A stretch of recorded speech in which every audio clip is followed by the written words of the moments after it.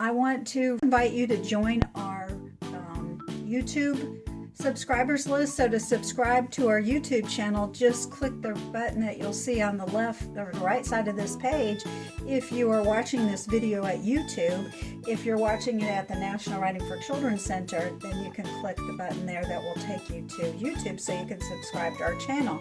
And that way you won't miss any of our children's book reviews. I also invite you to submit a book for possible review if you are a children's book author, a publicist, or a publisher. So today we're going to be talking about, or I'm going to be talking about, the Big Buna Bash. It was written by Sarah C. Arnold and illustrated by Roberta Melisoma. And the publisher is Brandy Lane Publishers. So this book is a little different than your usual genres where we have picture books and board books and middle grade readers, early chapter books. This really doesn't fit into any of those genres. I would call this book more of a children's picture story book because you'll see it's longer than a typical picture book, which is usually under 1,000 words, but it is illustrated with nice pictures on every page, most every page. Actually, it does have them on every page. So it's called the Big Buna Bash, as I said, and you'll see the little girl on the front pouring some things into these little cups, and actually that's coffee, which that's the topic of the book. We're going to see why this relates to coffee. It's actually an Ethiopian story. It says Buna means coffee in Ethiopia, and the Buna ceremony is an important part of Ethiopian and Eritrean culture.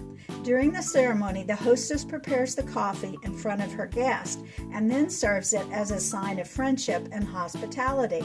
A Buna ceremony is not only about drinking coffee, but also a way of bringing people together.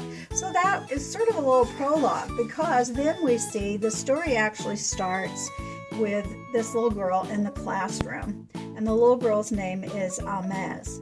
And when she's in school one day, she likes her school. The teacher calls out everybody's name and they say here, here, here.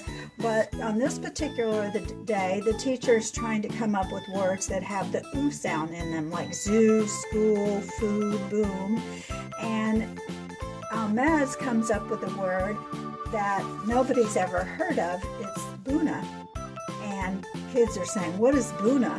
Well, before she can explain, they start making fun of her, of course, as kids are prone to do. So there we see her just feeling devastated when everybody starts making fun of her. She goes to the lunchroom with a friend, and they're still making fun of her. And then she talks to her mother about it, and they come up with this idea to have a Buna party, or Buna Bash, they call it. So she gets excited again to invite her friends to this party. But instead of the friends wanting to come, they just sort of throw the invitations away because they don't really know what a Buna Bash is, or even what Buna is, because she never got a chance to explain it and tell people about it. So I'm not going to give the rest of the story away, but it does show you what happens when she decides to let people know what Buna is and how they react once they know about it. And I think the story is really trying to help us see how once we understand things that are different, they're not so scary anymore, and we can enjoy them and maybe even celebrate them as other people in other cultures do. So once people saw what the Buna thing was, you'll see how they reacted to the ceremony, and how she was able to sort of change kids in her classroom and make everybody kind of come together. So again, if you have a story you would like to submit to our YouTube channel, just go to nationalwritingforchildrencenter.com. You can find out how to submit your book. And please subscribe to our YouTube channel so that you get notified every time we have a new book review on the site. And also encourage your friends to subscribe too.